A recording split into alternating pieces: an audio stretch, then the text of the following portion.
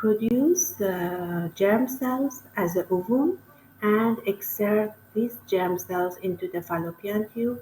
The ovum travel in the fallopian tube into the uterus, and then if pregnancies happen in the fallopian tube, uh, egg produced egg fertilized in the fertilized egg are going to the fertilized eggs go to the uterus and the pregnancies happen. So let's see each of these organs, especially ovaries, in detail.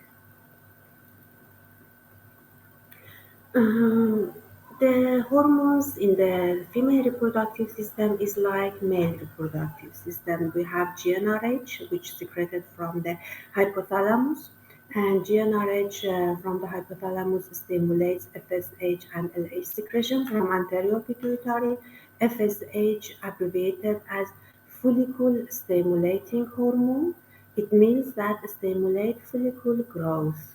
So it means promotes follicle development in the ovary.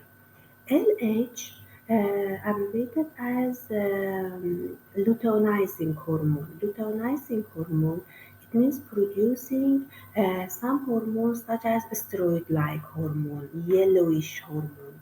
That means that because estrogen and progesterone are derived from cholesterol, and cholesterol considered as a one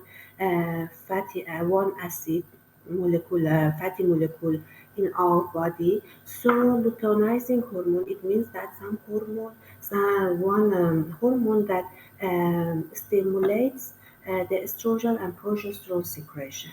And also LH, one another rule for LH is stimulation of ovulation.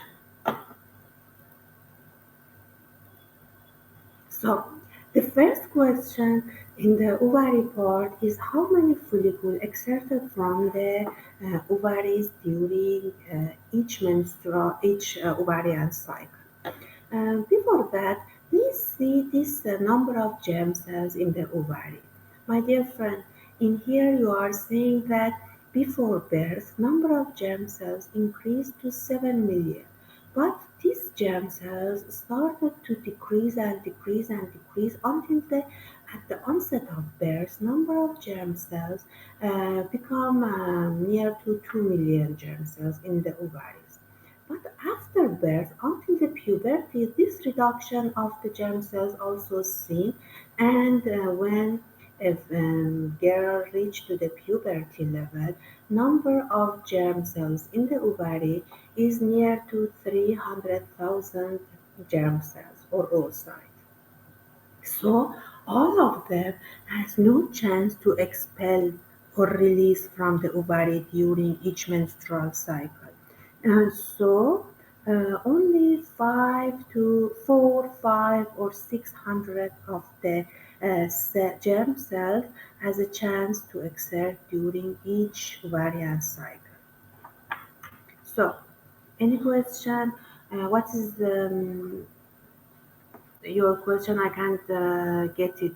Or both same function, FSH and LH. FSH based on its um, name stimulates follicle growth, so involves in the follicular level. We will talk about two levels in the ovarian cycle, and LH involves in the luteal level as a luteinizing hormone, as the hormone that stimulates steroidal female hormones such as estrogen and progesterone. Which one will stimulation ovary? Which one will stimulate ovulation, do you mean, or which one will stimulate um, follicular growth? Which one? FSH stimulate follicular growth, but LH involves in the ovulation. We will talk about this in the next slides. So here you are seeing one primordial follicle that are inside the ovaries before birth, after birth, during puberty. This is one oocyte with one layer of cells named granulosa cells. Here you are seeing granulosa cells. name of this follicle named primordial follicle. So primordial follicles stay in the ovary until the puberty. During puberty, under the effect of FSH, abbreviated as follicle-stimulating hormone, granulosa cells started to do mitosis. Mitosis and the number of granulosa cells around oocytes will be increased and increased and increased as you are seeing in each level until the granulosa cells reach to the number of granulosa cells reach to a high number that you are seeing in the antral follicle in this stage, in the stage of antral follicle, my dear friend. And in the antral follicle, granulosa cells produce a hormone named estrogen. Estrogen. Estrogen produced by granulosa cells, and we have one antrum or a hole or a space, this part, the space or antrum, fluid filled space, that this space or antrum is full of estrogen. So again, my dear friend, granulosa cells are around oocyte. Granulosa cells produce estrogen, and this estrogen reach to a high level that trap between the granulosa cells in the antrum part. So antrum is full of fluid. That this fluid has a high concentration of estrogen. And finally, this follicle become Graafian follicle and dominant follicle and finally ovulatory follicle. Ovulatory follicle at the last has a chance to expel or release from the ovary during ovulation. Here you are seeing that primordial follicles, primary follicles with one or two layers of the granulosa cells. Secondary follicles, they have multi-layer layers of the granulosa cells. Antral follicle, that between this follicular fluid, you have high concentration of estrogen that is produced by granulosa cells. My dear friend, granulosa cells around the granulosa cells, we have another layer of cells named theca cells. So at first in the primordial follicle we have oocyte and one layer of granulosa cells. But after division of the granulosa cells, the outer layer of granulosa cells converted into the theca cells. Here you are seeing the type of the theca, spelling of theca cells. And again, theca cells converted into internal theca and external theca cells. Internal theca cells involves in producing another important hormone named progesterone. So internal theca produce progesterone, but granulosa cells mostly famous to produce estrogen. External theca produce nothing about the sex hormones, only it's a kind of connective tissue. So, in every ovarian cycle, 10 to 12 number of primordial follicles start to grow.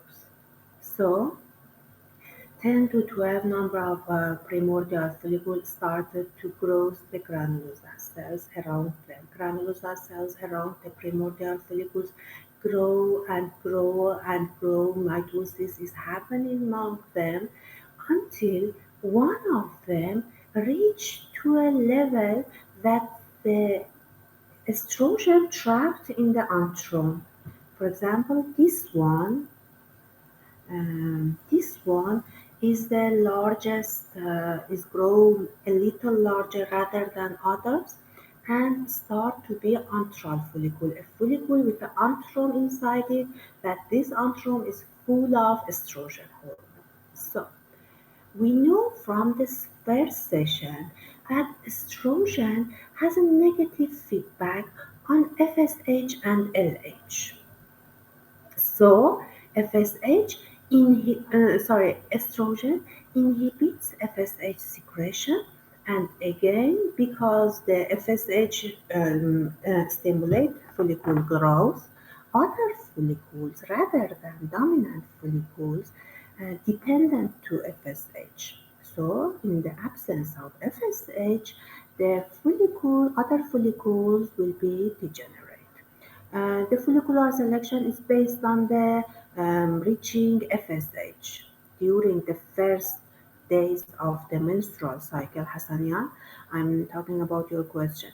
During first days of the ovarian cycle or the first days of the follicular growth, some follicles get FSH hormone, and they start to be growth.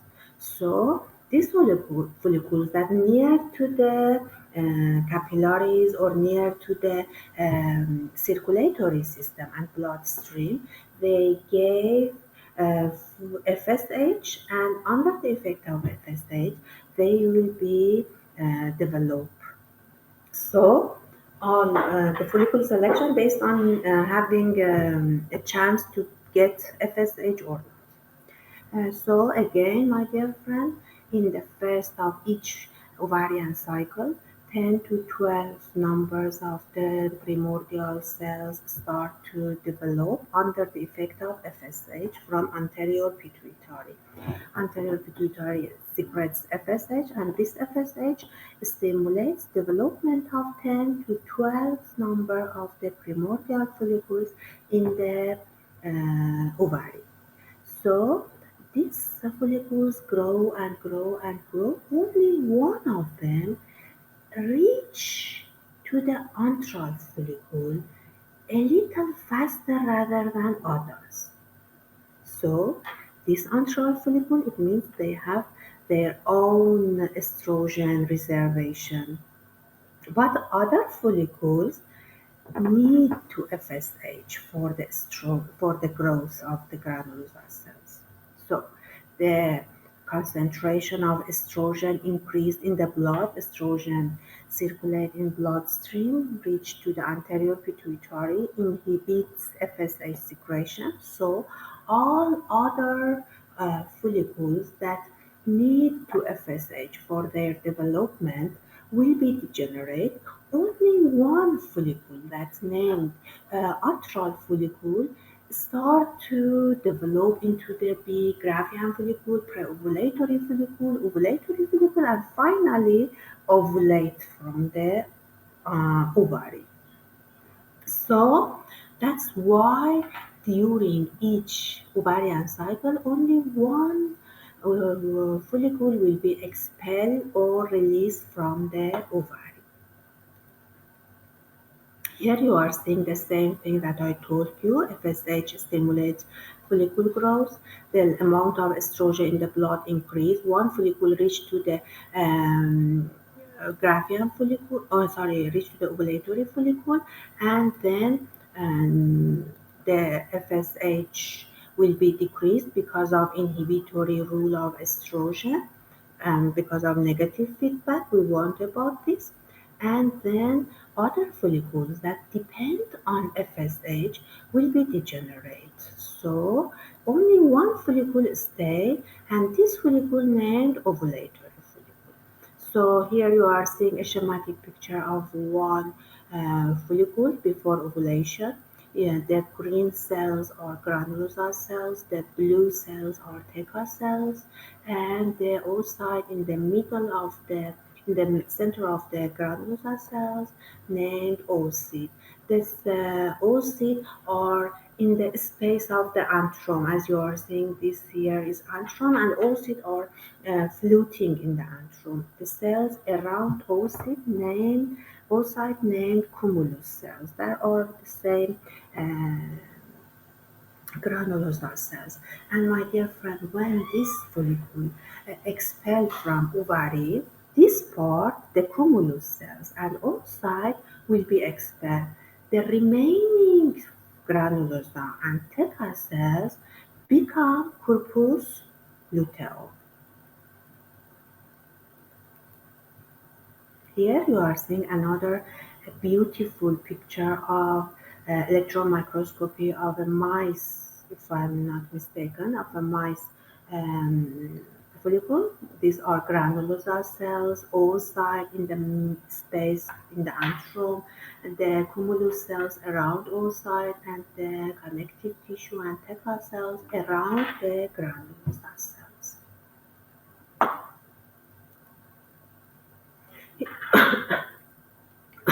Sorry, any question until here?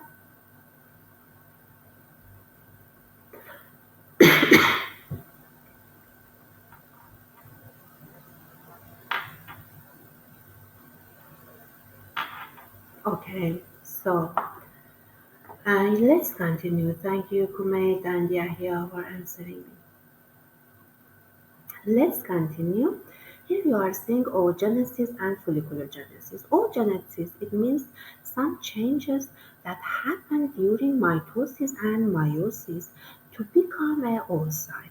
Folliculogenesis, based on the previous slide, is changing of the granular cells around the oocyte. Here you are seeing the how oogenesis are in parallel with the folliculogenesis.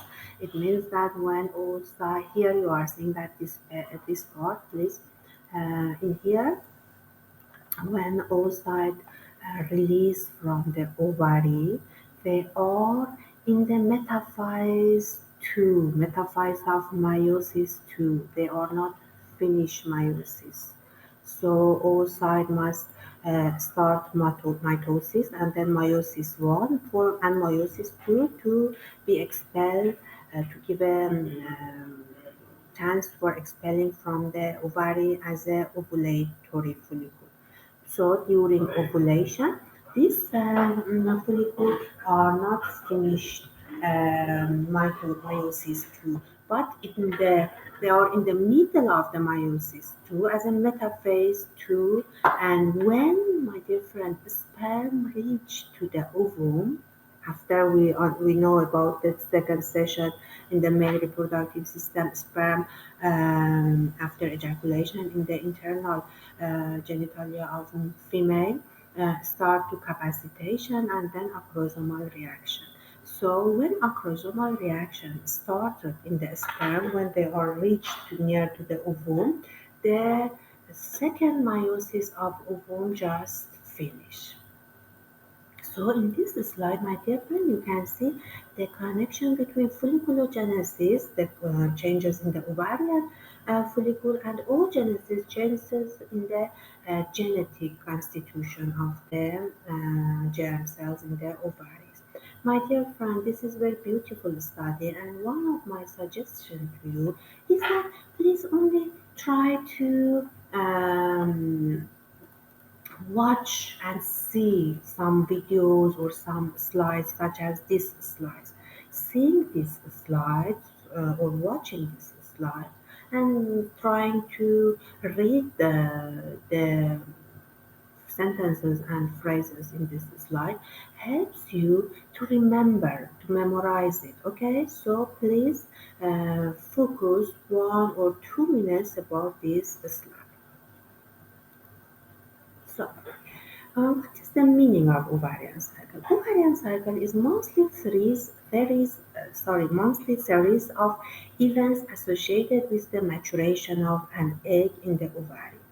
Ovarian cycle has two phases, two 14 days.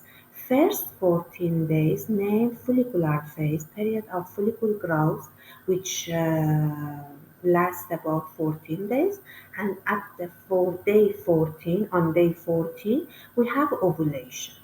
And the second phase will be start. Second phase named luteal phase is a period of corpus luteum activity.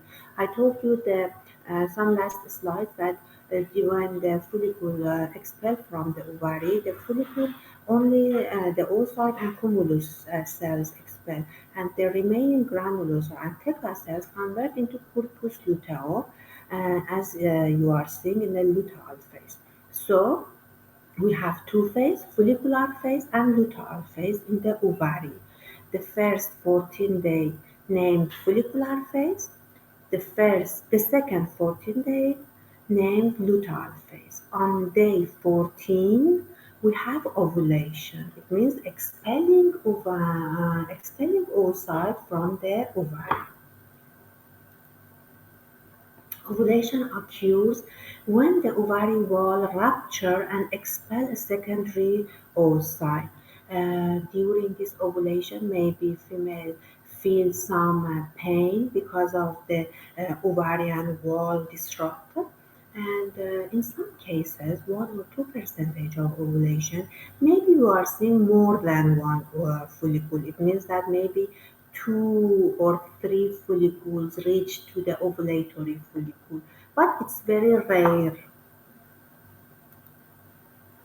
Here you are seeing another schematic diagram of the ovarian cycle. The primordial cells start in the level step 1, start to grow in the 2, and then grow in the 3, 4, and then start to reach to the antral follicle, the sixth level named the preantral follicle, and finally the oocyte and the cumulus cells, and after expelling named cumulus cells named corona radiata. Corona radiata cells expel from the ovary and remain granulosa, and theca cells convert into the corpus luteum as a eighth stage. And finally, if there is no pregnancy, after 10 days of the ovulation, corpus luteum convert into the corpus albicans. Why we have a yellow corpus as named as corpus luteum? Because we know that corpus luteum starts to secrete estrogen and progesterone. And estrogen and progesterone are steroid hormones which derived from cholesterol. So that's you have to be know that why it's yellowish. The color of the corpus luteum is yellowish because we have some reservation of fatty molecules such as cholesterol to convert them into the estrogen and progesterone. And after ovulation, corpus luteum start to produce female hormones such as estrogen and progesterone. If there is a pregnancy, the corpus luteum remains until 3 months after gestation. But if there is no pregnancy, 10 days after ovulation, corpus luteum converts into the corpus albicans in stage 9. You are seeing that corpus albicans are white, and it means that it's the cholesterol empty, cholesterol removed from corpus luteum, and the color change from yellow into the white. Here you are seeing this is a ovary in the right part. You are seeing corona radiata and oocyte which start to be expelled, and on the other hand, on the left part, you are seeing that fallopian tube, the first part of the fallopian tube, or the finger of the fallopian tube named fimbria. Try to beat by its beating, try to suck expelled ovary, expelled, sorry, oocyte. So, after ovulation, the ruptured follicle collapses, granulosa cells enlarge, and along with internal theca cells, they convert into the corpus luteum. Corpus luteum, as I told you, produce estrogen and progesterone. About casing of pregnancy and not casing of pregnancy, we talked in the last slides. Here you are seeing my speech in the right written form.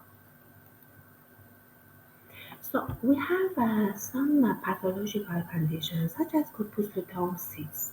This type of functional cyst occurs after an egg has been released from a follicle. If a pregnancy doesn't occur, the corpus luteum usually breaks down and disappears. It may, however, fill with fluid or blood, causing the corpus luteum to expand into a cyst and stay on ovary. These cysts maybe are seen in only one side, and maybe it's grow, and finally maybe it's reached to a high big level that bleed in the abdomen or twist. This twist is very painful, and if there is a bleeding, the female should refer to the physician immediately. And this kind of cyst is named functional cyst because of the function of ovary. Maybe we are seeing, mostly we are seeing corpus luteum cyst, but sometimes maybe some pre-ovulatory follicle cannot expel or release from the ovary during ovulation. So this not expelling pre-ovulatory follicle may be produce another kind of cyst.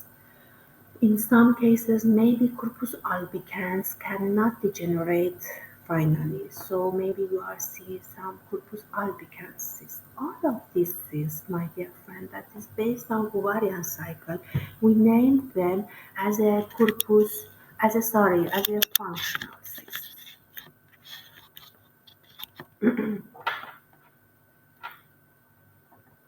Here you are seeing the hormones in the female.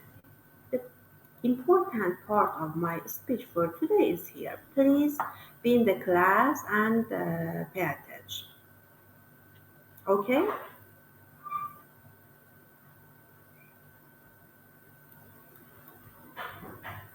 Okay. Stop.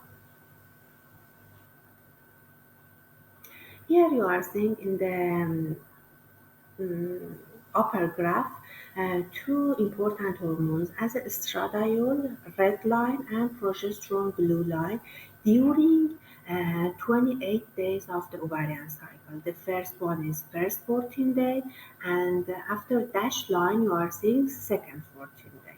So in the first 14 day the estradiol increase. Why?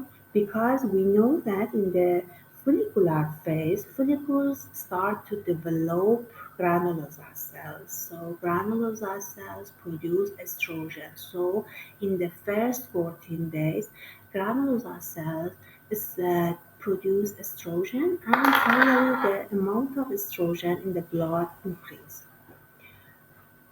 But after the 14 days, the amount of progesterone and estrogen again increase.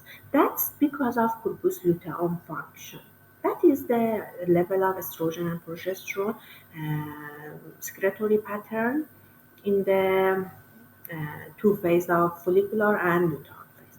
Let's see the bottom graph about the secretory pattern of FSH and LH during two phase of ovarian cycle, follicular and luteal phase. The first 14 days you are seeing that the first day on the day one or two, as you are seeing here, on day one or two, a little FSH increase. Why, my dear friend? Why you are seeing a little increasing FSH in the first day of ovarian cycle? Please write your answer.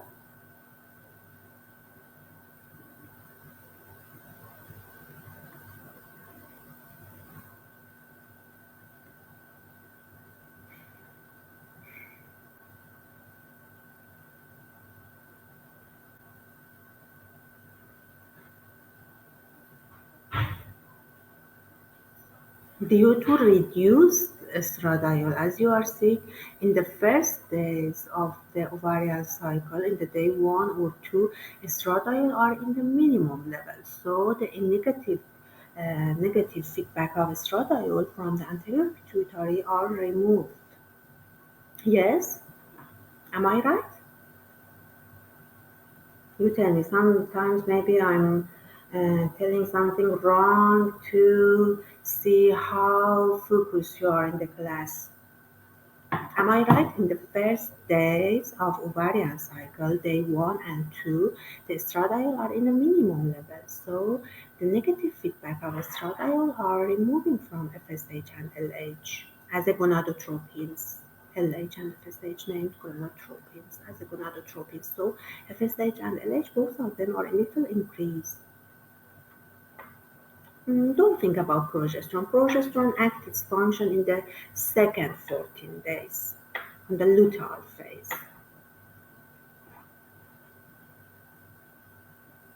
Mm,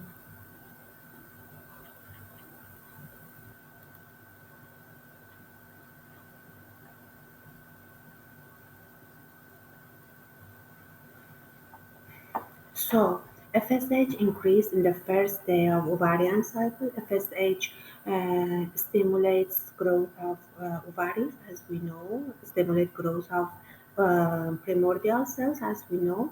So FSH a little increase, but after a while, you are seeing on day 4 of the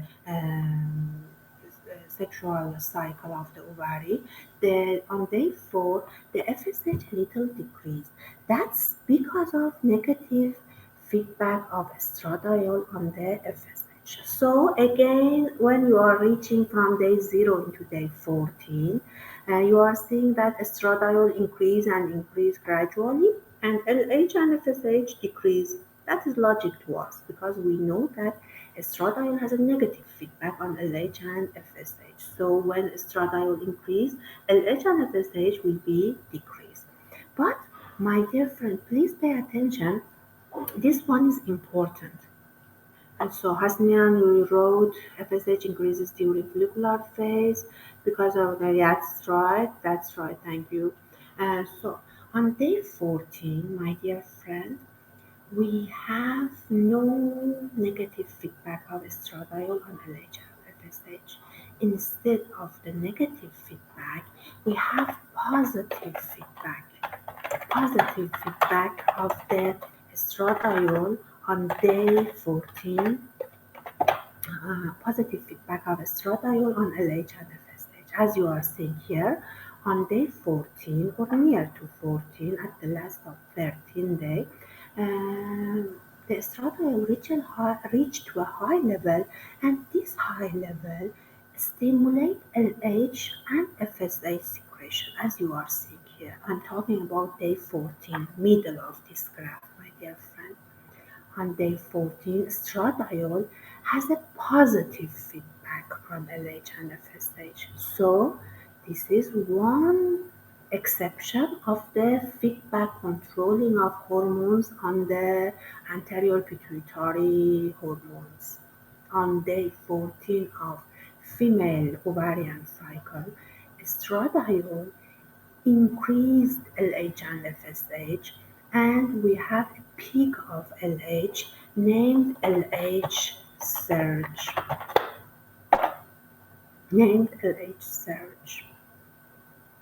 So this LH duty is ovulation. This LH starts ovulation. And after ovulation, corpus luteum will be produced, and then you are seeing in the second 14 days, progesterone and estrogen again increase in the luteal phase. And also because again progesterone and estrogen has a negative feedback on gonadotropins, LH and FSH, the LH and FSH start to decrease on the 14 days or on the after ovulation. Why LH, my dear friend, is important? As you are seeing here, luteinizing hormone or LH stimulates follicular steroid hormones such as progesterone. Progesterone has a two duty. One of them stimulates proteolytic enzymes such as collagenase. Collagenase start to be thinning the weakening the follicle wall. And on the other hand, the progesterone increase the follicle swelling by activation of some prostaglandins or inflammatory factors. Start to follicle swell. Follicle, imagine that. Finally, what happened? Finally, imagine, my friend, the follicle start to absorb many water, swell, the wall of ovary are going to be weakened, and follicle push the ovary wall. Finally, follicle release from the ovary. So this ovulation is because of LH. That's why we have LH surge during ovulation. Yes, follicular rupture is happen due to increase in size. Thank you, Komet. And also the follicle wall or ovary wall will be weakened or thin collagenase decrease the thickness of the ovary wall. So, during childhood, ovaries grow and secrete small amount of estrogen and follistatin. This estrogen and follistatin inhibits HPG, especially GnRH, near to puberty until unknown the factors. GnRH will be released and LHFSH also released from pituitary, and finally this ovarian cycle can be seen. We talked about all of them in the last two slides about how the fluctuation of LHFSH and also estrogen and progesterone. Here you are seeing the relation between TECA and granulosa cells. In the male reproductive system, we have Sertoli and Leydig cells. Such then, we have these another two types of cells in the ovary. TECA cells is somehow like male Leydig cells. Granulosa cells is somehow like male Sertoli cells. Granulosa cells has aromatase enzyme. Yeah, you have to remember that aromatase enzyme also seen in the Sertoli cells too. Maybe in the final exam I ask you which type of cells has the aromatase enzyme or something like that. So here you are seeing that T cells under the effect of LH hormone from anterior pituitary increased androgen and progesterone level.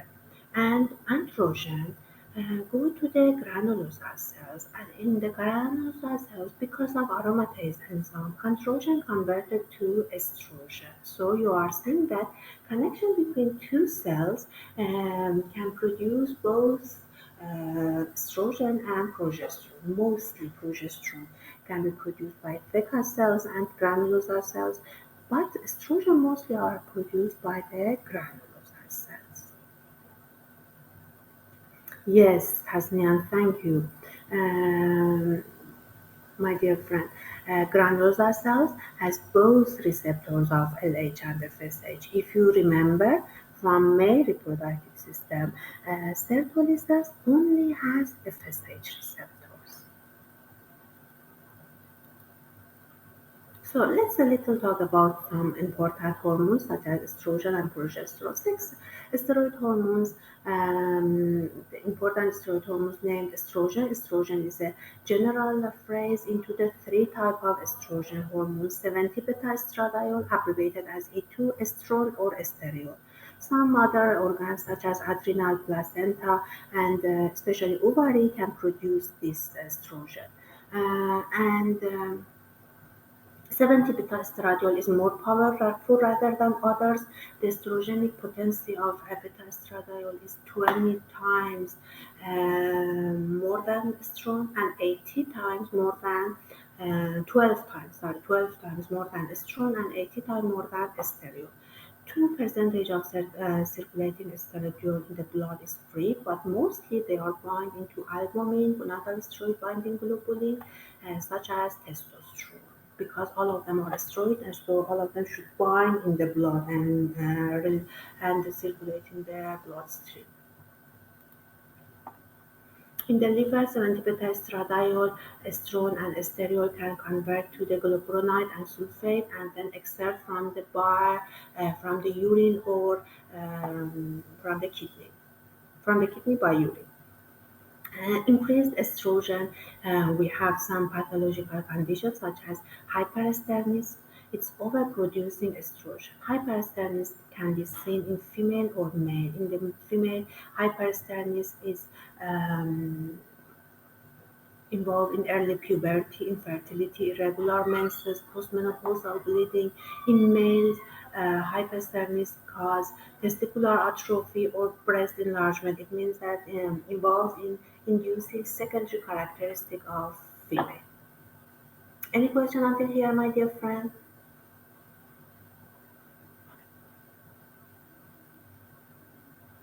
Okay. So Estrogen generally, my dear friend, is a proliferative hormone. Increased size of ovary, fallopian tube, uterus, vagina, increase change epithelium, for example, cuboidal into stratified or into layer by layer. It means generally, please remember that estrogen is a proliferative hormone involved in proliferation, mitosis, and overgrowth of any organ, increased size of organ.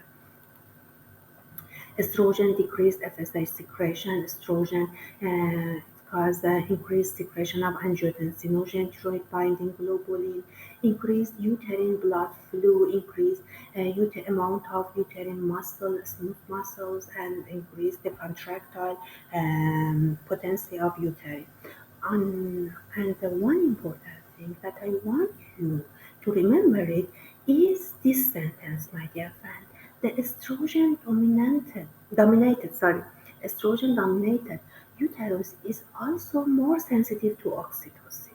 So it means that estrogen increase the sensitivity of uterus into oxytocin. Oxytocin is we need oxytocin during labor of females. So during labor, we need a high amount of oxytocin. So when the receptors of oxytocin increase in the uterus, it means that oxytocin can contract smooth muscles of uterus, so facilitate labor.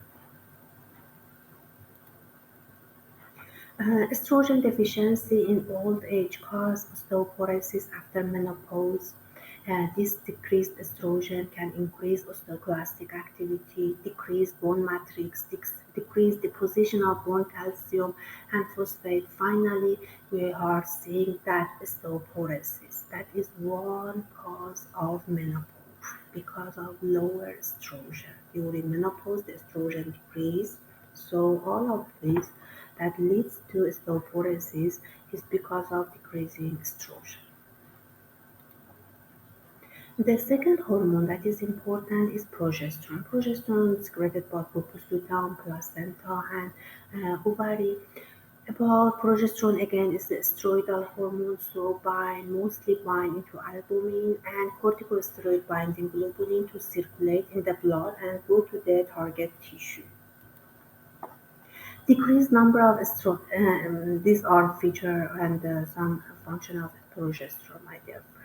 Progesterone decreases the number of estrogen receptors in the endometrium and increases the rate of conversion of 70-beta estradiol to less active estrogen. By this sentence, you have to know that the progesterone has a anti-estrogenic effect. So progesterone maybe neutralize the oxytocin sensitivity because of estrogen function. It means that they neutralize all function of estrogen. So again, about progesterone, when you hear progesterone, always think about that progesterone has a secretory function, causing alveolar breast cells to proliferate, enlarge, and become secretory, and cause to breast to swell and become secretory. And so finally supports the secretory function of breast during lactation. Estrogen increased in the second 14 days.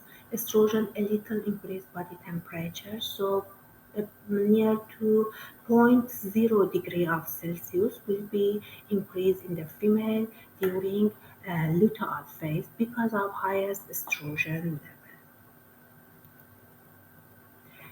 We talked about activin and inhibin in the first of today when we reviewing MCQS questions.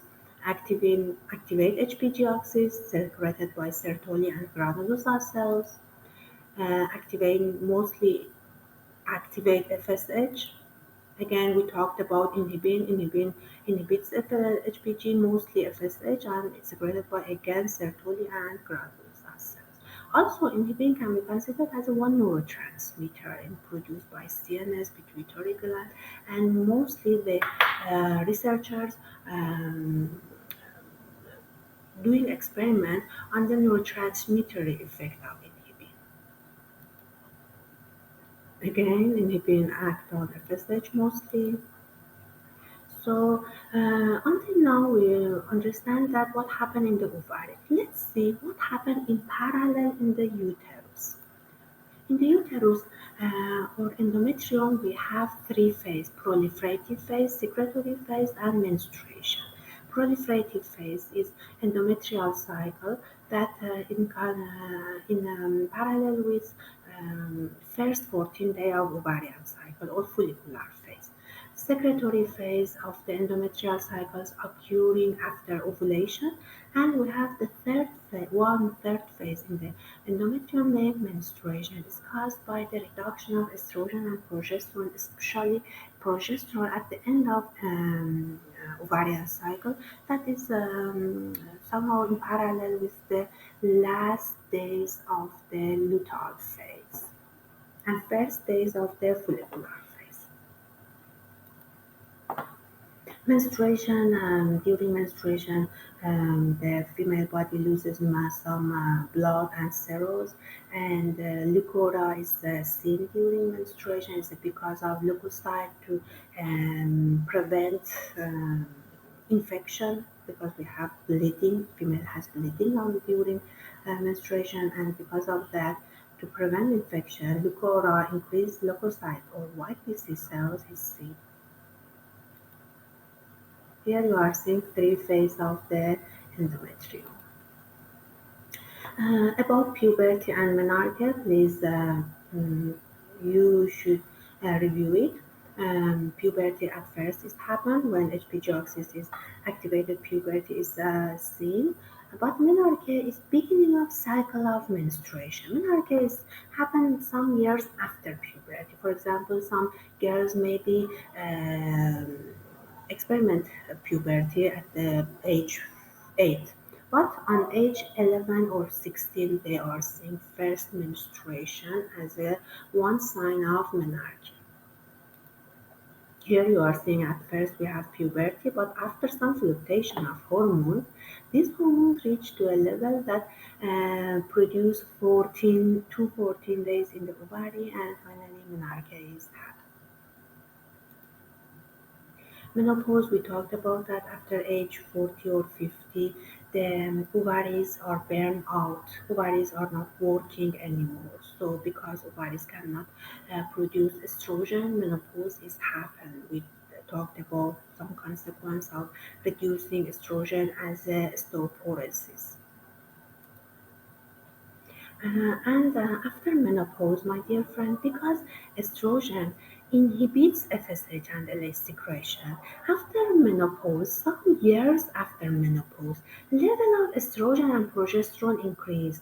Red line, you are seeing the level of estrogen and sorry, I thought estrogen and progesterone. That's not correct. Again, after menopause, level of gonadotropins such as FSH and LH increase. The red line, you are seeing females gonadotropin after age 50.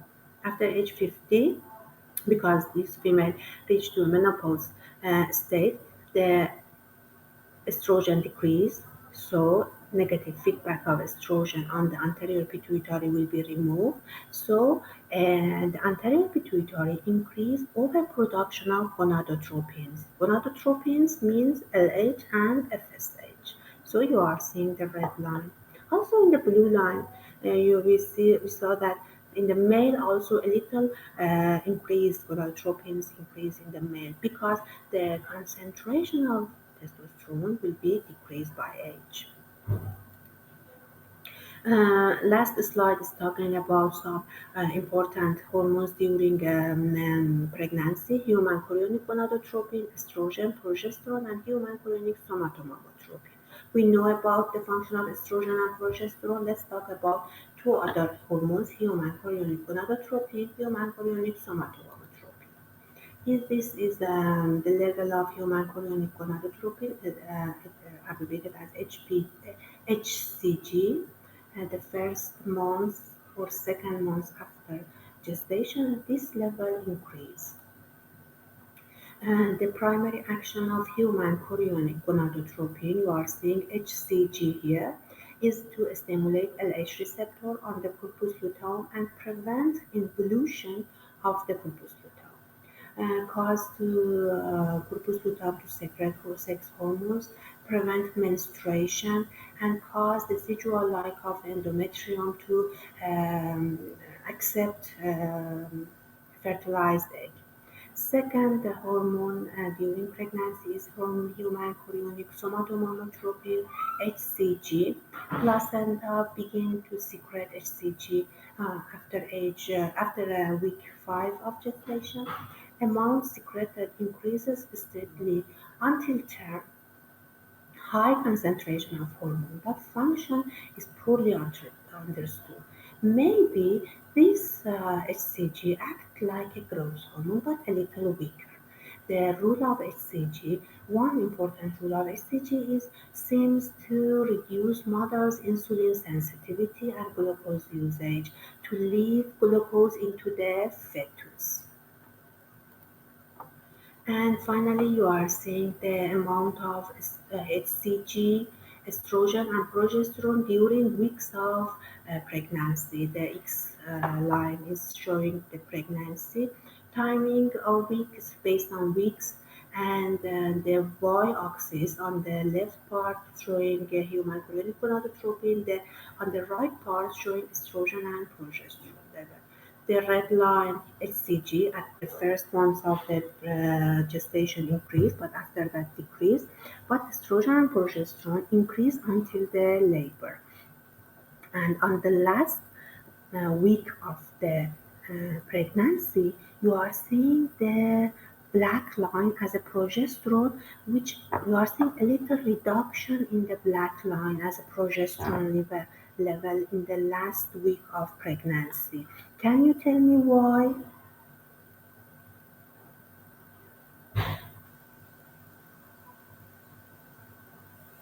Can you tell me why progesterone decrease on last week of pregnancy?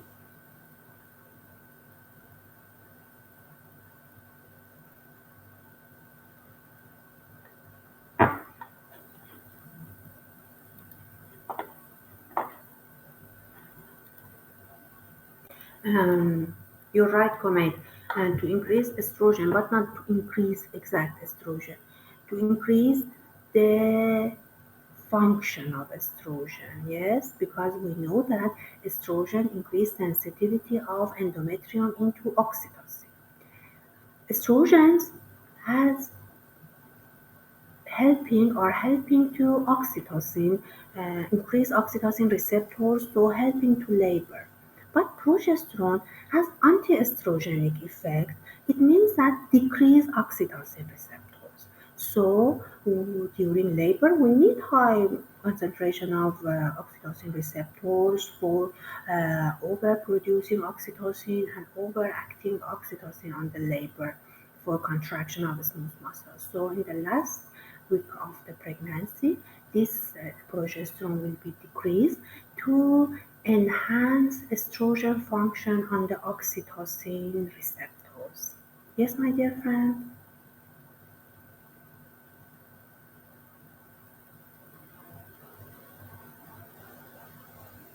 am I right? Do you have any comment?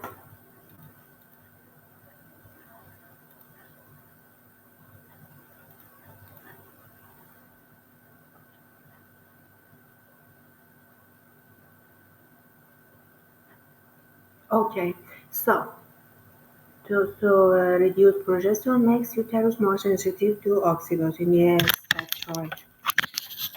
So let's my dear friend, my class with you just finished. Today let me fix this webcam. Today this is the last session of reproductive block. You have exam on I think when is your time of exam? Mm, you have exam on next Tuesday. Am I right?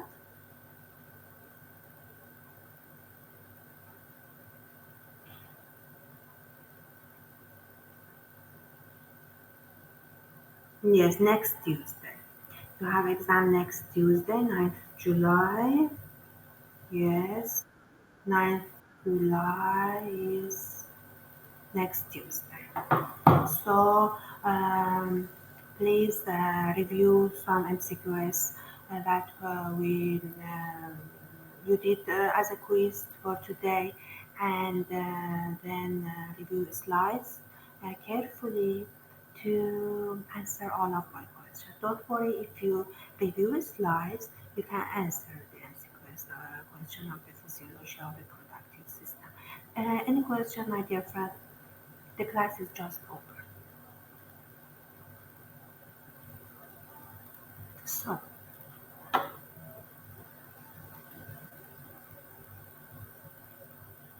I tell I told you comment focus on the slides.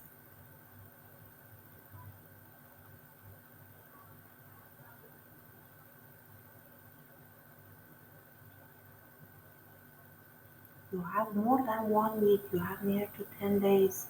You can study physiology only has 3 sessions. You can study physiology in 2 days, I